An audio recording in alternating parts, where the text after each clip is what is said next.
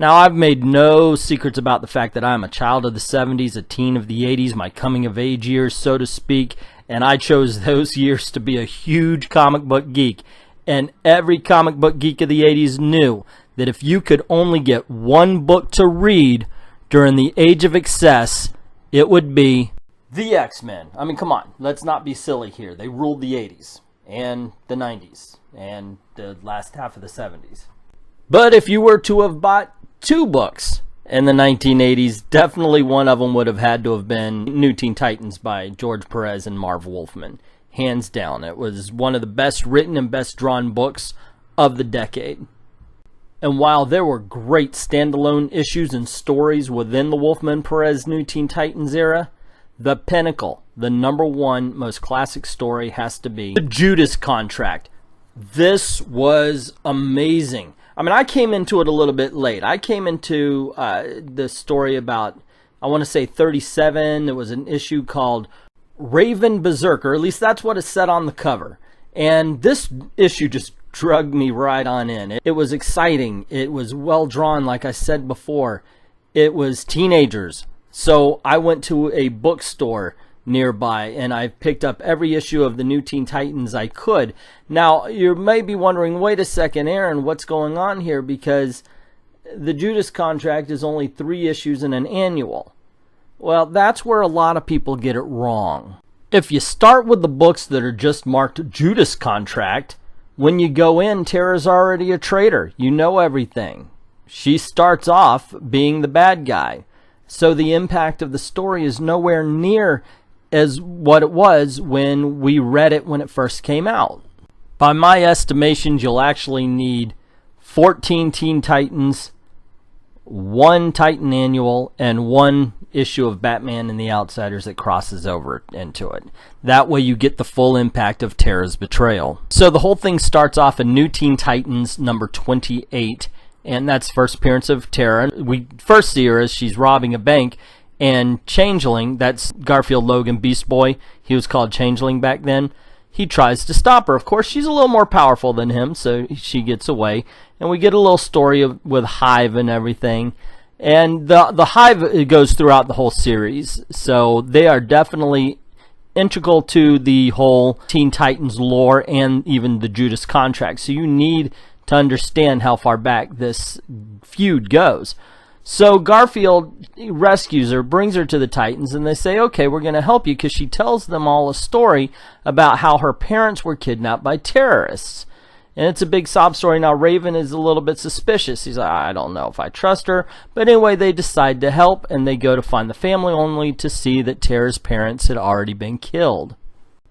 In issue 29, the New Teen Titans go against the Brotherhood of Evil, and there's really only 1 page that deals with the whole Tara saga, and that's where Garfield Logan starts questioning some of the things that he was told by Tara about the situation with her parents and being caught by terrorists, and why didn't she call certain family members and so forth and so on. And I like this because it shows that even though they want to bring her in, they don't exactly trust her, even Gar, who's kind of lovelorn about her. By the way, I would include the entire issue, because if you just focused on Tara, then to a new reader it would be like, oh my gosh, look at this person, isn't she going to be suspicious? And of course you have to include issue number 30, because this is the one where, well, first of all, it continues the last issue, but this is where Tara joins the Titans. You have to have that in there. And she sews her own costume, and her and Garfield, they're building a relationship and everything. And Garfield even speaks up. He says, hey, look, I recruited Tara to be a part of the team. She's going to join us, and we're going to go up against the Brotherhood of Evil. And Robin says, yes, we may need your earth-shifting powers. But when they're fighting the Brotherhood of Evil, she's actually noticing that everybody's keeping her at arm's length and wondering when they're going to actually let her in and be a part of the team. Even though it's the issue that got me into the Titans, I can say you can ignore this one and number 32, because it has nothing to do with the story. So let's go over to Who Killed Trident, issue number 33, where really what we're dealing with is just 1 page of the Judas Contract. But once again, I say you keep all of it, because just having her in the background, knowing that she's part of the team, gets you more immersed. In this, of course, you have Flash saying, hey, look, the reason why we're not telling you our identities because we've noticed holes in your story. Not everything adds up. So issue number 34 is intrinsically important to the story because it has to deal with Deathstroke. So the story starts off with Tara in the monitor room when the rest of the Teen Titans come in and say, "Hey, happy birthday, we brought you a cake. Let's have a party. We don't know your real birthday, we'll just make one up." And they say, "See, you're one of us." And of course Tara says, "Well, if I'm one of you, why don't I have a chair at the table?" Yada yada. And they, of course, once again tell her, "Well, there's holes in your stories. We don't really trust you." She says, "Hey, wait a second. You know what I've been through." And Wonder Girl has a great line of dialogue where she says, "Yeah, but your parents were killed, but in this group, it's not unique. So you need a little more than just that for us to trust you." They've got their normal drama when Deathstroke comes on and says, "Hey, I've got your loved ones here." Tara wants to prove herself to the team, so she rushes out to face Deathstroke, and she's doing a good job for a while. Changeling catches up, and of course Deathstroke gets away from him and starts getting the upper hand when the team comes in, and they basically kick all sorts of butt because they've faced him down before. They know how to deal with Deathstroke at this point. So Tara stops him, Deathstroke gets away, and she walks off, and that's when we get the big reveal that Tara has been a setup, that Deathstroke actually put her on their team to find out their secrets. And as a kid, this issue floored me. It's like, what? I don't believe this. Oh my gosh, when's the next one coming out? I can't wait, I can't wait. Oh my, I could not believe the reveal when this happened. It's sad that everybody else already knows Tara is around just to betray the Titans. Issues number 35 and 36, while very good, just don't really have anything to do with this storyline. Issue number 37 and Batman and the Outsiders number 5 actually turned out to be pretty good diversion at this point. It still had some character moments, as you had Tara with the Titans now. We know her secret, and she does start getting to be drawn a little more sinister in some scenes. They actually meet up with Batman and the Outsiders, who has her brother as one of the team members. And so, of course, they want to deal with that. What does she do? Her brother's a hero. She doesn't want him finding out what she's doing. And it's a pretty good story. It's definitely a good story within the story that's being told. Issue number 38, Who is Donna Troy? Has nothing to do with the Judas contract. Not at all. It belongs to Robin and Wonder Girl. And let me tell you, this is one of the best one-off issues ever put to paper. Check it out. Actually, I'm surprised historically that New Teen Titans number 39 isn't more valuable, because it has Kid Flash and Robin, of all people, giving up their identities. And one has been around since the 40s, the other one since the 60s, so it's actually surprising it's not worth more. The issue continues from the last one. You have the Fearsome Five. They had the Teen Titans. I'm trying to catch up really quick.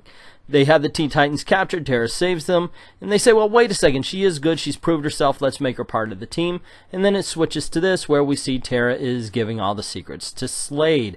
And you notice she's wearing this little itty-bitty nightie, which had people going, wait a second, what the hell are they doing? Because she's supposed to be a teenager, and he's obviously in his 50s, 40s, 50s, either way. So that kind of raised some eyebrows. So they decide to go into training here. He says, you lost your edge. So she starts pushing and really going crazy on him, scaring him, as a matter of fact, thinking that she just lost it. And he says, okay, you didn't lose your edge. I was wrong. And, oh, one thing, though. You're going to see Tara holding a cigarette. And from now on, you will notice good Tara, no makeup and cigarette. Bad Tara, makeup and cigarette. I guess that's the way they visually told it. But I thought it was funny because that's a very 1980s way of telling the bad kids from the good. The rest of the issue deals with what I was talking about before, where Kid Flash comes in and says, hey, I'm Wally West, and I'm giving up being Kid Flash. I just want to go be a normal person. Because at this point, his powers were actually killing him. So he just wanted to give up being the superhero. And then, to steal his thunder, Dick Grayson says, well, I'm quitting being Robin. And that's huge. Because, like I said, he's the original Kid sidekick. And he says, hey, I'm Dick Grayson, Tara, blah, blah, blah. Which I thought, that's kind of bad. Because if you figure out Dick Grayson is Robin, and he's been hanging around Batman, and Dick Grayson was Batman's ward, it does not take Sherlock Holmes to figure out who is who. That's the whole point of this issue. She finally is in. She's getting the information that was required of her. And this is when the story starts taking the dark turn. And yes, I noticed I said Batman and not Bruce Wayne back there. Issues 40 and 41, while they do have Tara in it, don't really forward the story of the Judas contract, so it's not necessary to include these.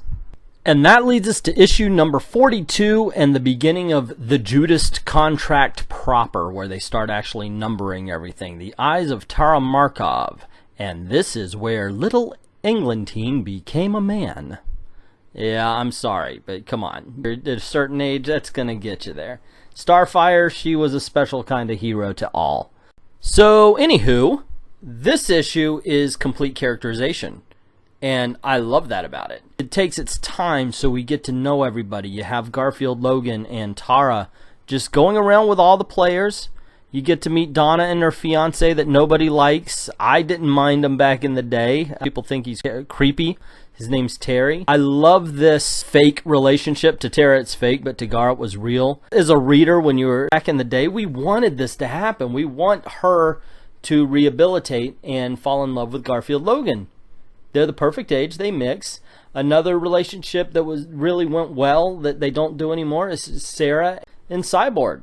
Now Sarah's a scientist that works in a lab. Then she was just somebody who worked with kids who had disfigurement. Or I really like that aspect of her because it let you know how Cyborg came to know her. This is a really good scene. Tara goes back to the tower after taking pictures of everybody, and she meets up with Raven, who hasn't trusted her since day one.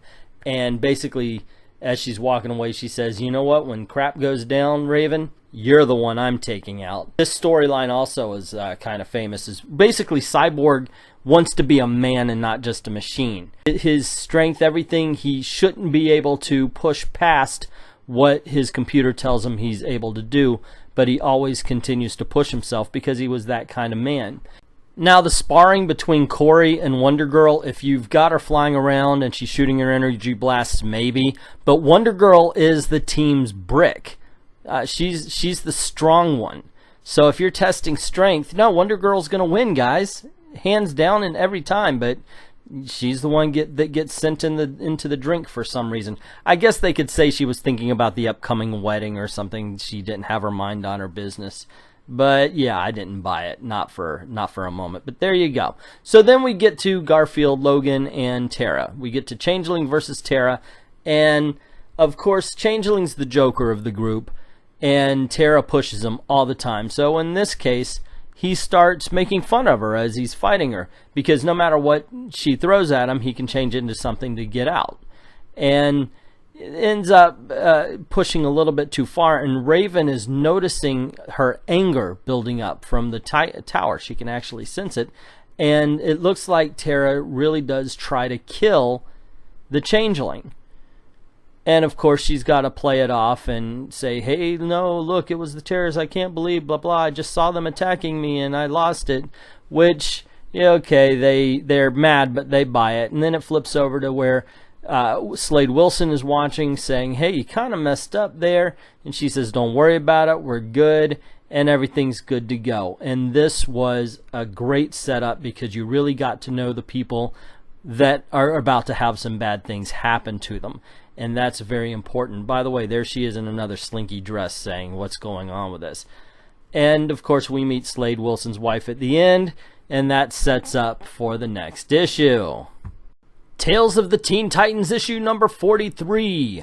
Judas Contract Chapter 2, Betrayal. And I gotta say, this issue impresses me a lot also because it lets Dick Grayson be what the Batman trained him to be. Because he's sitting at home and all of a sudden, bursting through the window comes Deathstroke, and the two of them have a battle. Now, of course, since he takes on the entire team, Robin cannot handle Deathstroke by himself, but you do get to see the fact that he at least gives a good show of it. But he understands he can't beat him by himself, so he tries to get Deathstroke to just throw him out the window where he may have a fighting chance, and he ends up getting away. Deathstroke makes a chase, of course, but this was Robin's plan all along, and he ends up getting away from him. The reason why this is such a good Dick Grayson issue is because it shows him using his brain as much as his fighting skill. We know Batman can beat the shit out of everybody else, And he trained Robin, so Robin should be pretty good at it also. But I love when we see the world's greatest detective part of these two characters. And in this one, he goes to all of his friends, and he sees the rubble of Starfire. And just by looking around and seeing what he sees, he comes up with the scenarios that had each character being taken down. With Corey, she gets an energy surge. And then it switches on over to Wonder Girl, where he goes into her photography room and realizes there was chemicals. And the fact that as he's looking around, it just kind of, the picture gets put into his head. I like that. It's kind of detective vision in the Arkham games. You know, but we're seeing it played out in the comic book, and it's pretty cool. And you just don't see this kind of thing very much, because usually it's, hey, there's the bad guy, let me go beat him up. And I can understand, because it's hard to write this kind of thing. You got to figure out what's the trap and how's the good guy going to get out of it. But in this case, you've got to put clues around that would come up with a picture. The one he can't figure out, however, is this one, where he sees Tara's column of Earth, and he figures it's Deathstroke attacking the tower and she's defending, and it goes right into Raven's room. He's like, wait a second. Raven would have seen Deathstroke coming from a mile away, and she would have slapped him around a bit. And of course, you have Slade's wife there and telling the entire story, and says, look, you know in your heart what really happened, and that makes Dick think, holy crap, if Tara betrayed us, this is what happened. And just by looking around, once again, he comes up with this thing he doesn't want to believe, but it is the most likely scenario. So he goes with it. Now, this is the first appearance of Jericho, I believe. I like that character, however, they turned him into a villain later in the years. We have Garfield Logan's way he got taken down. Now, I gotta say something. I liked Garfield back then more than I do now. I'm not a big fan of the way they treated his character ever since Teen Titans Go. I understand in that cartoon they made him the comic relief, and because it was for younger kids, he was a broad comic relief. But it seems like, I don't know, he never regained his dignity after that. Anyway, that's just me nitpicking, and it has nothing to do with the story. We get to the Hive layer. Deathstroke is given all of the Teen Titans. Technically, since Robin walked away, his contract is filled, and he calls it as such. Tales of the Teen Titans, number 44. It's a key issue, guys. Chapter 3, There Shall Come a Titan, and the Titan that there shall come is Nightwing. The book picks up with Dick Grayson trying to deny that he's Robin, even though he's standing in Titan's tower and saying, hey, I'm not Robin, I'm just his exact look and build. And so Slade, the Deathstroke the Terminator's wife, says, well, let me tell you the story of Deathstroke the Terminator, and talks about how they were both in the military, and Slade was actually under her command. You find out she's pretty much a badass also. I kind of like that. Where would they meet? Where would Slade meet a woman to have a family? A guy like that, where would he go? You know, it's either a bar hop or the army, right? It's special forces, of course. And the two meet, and they start getting together, and they start loving on each other. And she begins to train him personally. And here she's saying, hey, think of everybody as a circle. They're all one. They're not individuals. Which is something, because I was taught if you fight multiple partners, fight one at a time. Be aware of what they're doing, but you can only fight one at a time if you want to do any kind of damage. But I don't know. I'm not an army guy, and I don't have a chemical or whatever it is that causes me to use 98% of my brain. So the two get married, and Slade is such an army guy that he decides to volunteer for some sort of chemical test. Make him like it's a super soldier serum, except for not a super soldier serum because they didn't want to get sued. He gets his powers and doesn't spend a lot of time at home. She has a baby. She has the firstborn, the Ravager from the beginning. It ended up dying, that caused this whole mess. And one night when she's at home, some people burst into the house, and she defends herself. Of course, she has to tell Slade, and he gets more than a little bit miffed because the terrorists kidnapped Joey, Jericho, the kid that's standing there when he was a baby. So, of course, Deathstroke has to suit up and try to go save his kid, and I understand that. Who wouldn't want to do that? And if you have superpowers, all the better if you have to protect your child, I say. So he gets there, and this is where we find out that Jericho, who was mute, we find out how he got that way. There's a little Mexican standoff, and the terrorist begins to cut Jericho's throat, Joey, and Deathstroke attacks the terrorist. Now, there is a little bit going on in his wife's head that says that the reason why Jericho got his throat slit is because the Terminator could not stand the thought of backing down. So she takes revenge and tries to kill him, but his super reflexes saves him, and it just shoots his eye out. You'll shoot your eye out. And she tells the story. It's all done. And Dick Grayson decides to trust and then says, hey, I'll show him my superhero idea. I'm Nightwing! And she goes, well, that's fun, but here's Jericho! Sorry, guys, I can't actually yell right now because it is 4:03 as I'm recording this, so there's people sleeping. But anyway, look at the writing. That's how they're saying it. They're not going, hi, I'm Nightwing. Really? I'm Jericho. Nice to meet you. They're shouting that crap. Nightwing! Jericho! This is me. Look at me. And I love the little feathers on his outfit. I'm glad they got rid of that. Anyway, so Slade's wife, whose name I really should have remembered before I did this, says, hey, my son can go with you. He's got superpowers. And he says, really? Let me test him out. So Jericho looks him in the eyes and takes over his body, and we find out that that is Jericho's power. And so Nightwing says, yeah, I'll take that. Jump on. And that's basically where this book ends, with them going off to try to save the rest of the Titans. And that leads us to Tales of the Teen Titans Annual Number 3, Book 4 of Judas Contract, the finale. And here we have our heroes on one of those bizarre superhero comic book movie things where that drains their powers, but it doesn't explain how it's draining all of their powers. I mean, they're all different kind of powered people, so would it work the same way for each? These things are never actually explained whenever they have one of these machines. But it's a comic trope. So here we go. We got a big reveal that Tara's a traitor, and of course you see the cigarettes hanging from her lips because what was the lesson we learned? Smoking Tara's bad, non-smoking Tara good. Remember that, kids. People who smoke are bad. That's the lesson we're supposed to be taking away from this. Cut to exterior day shot. Nightwing and Jericho infiltrate enemy base. And then we see Slade's wife and Wintergreen just sitting chewing the fat because you don't want to go back to the heroes trussed up when you can have two people who are really ancillary to the story talk more about one of the main characters you actually want to see. In this case, Wintergreen is telling her why he is so loyal to Deathstroke the Terminator.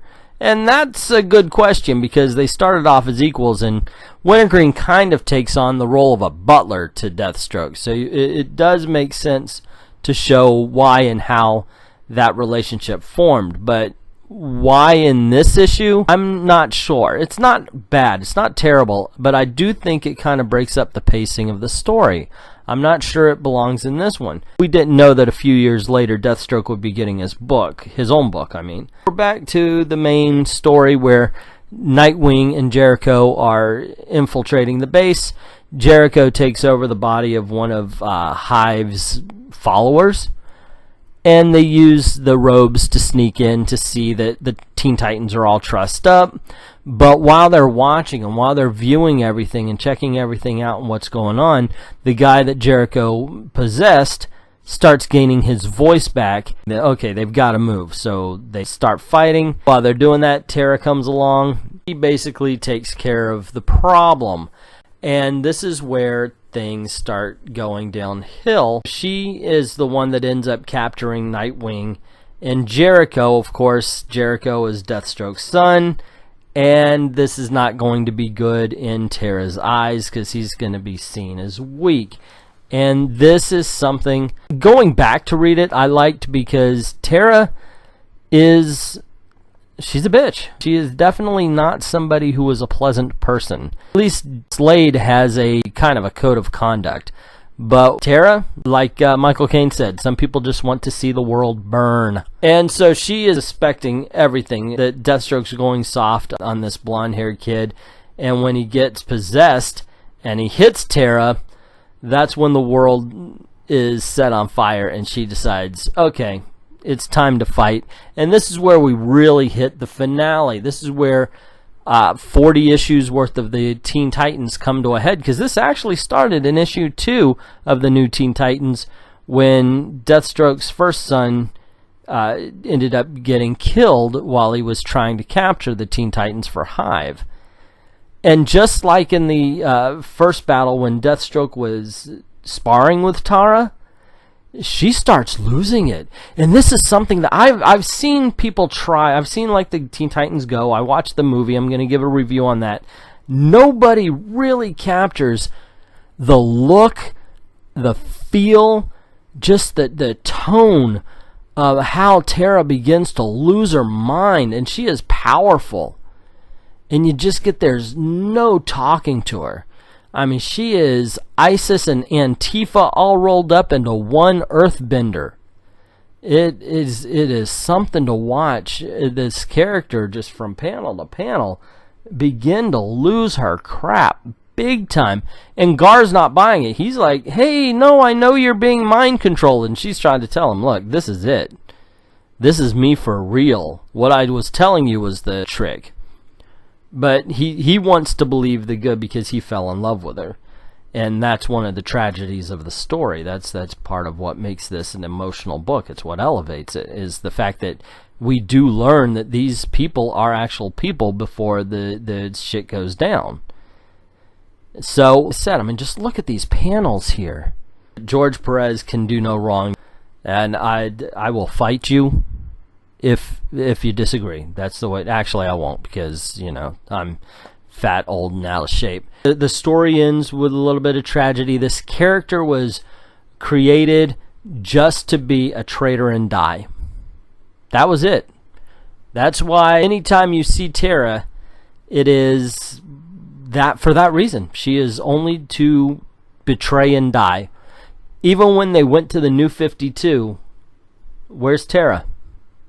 I love the fact that they gave the bust to save the brother his feelings, so he wouldn't have to know that she betrayed them, and I thought that was a really good touch. So there you go, gang. That was my walkthrough of the Judas contract, and I really enjoyed it. I did have to take out a lot of ums, ands, and you knows, and still left a lot in, including the one I just left right there. I remember reading this story as a kid, and I remember we used to have this timeshare. Yes, we bought into that, and I brought this along, so I read it on the beach in one sitting, and it was, it's just an amazing story. Now, is it one of the best stories of all time, of all comic book history? Well, there is a reason why it's been done in animation a couple of times. There's a movie based on it. There's a reason why everybody goes back to it, and there's a reason why if Tara is there, you know what the story's going to be. Much like Dark Phoenix, she has one story to tell, and I mentioned that a couple of times throughout this video.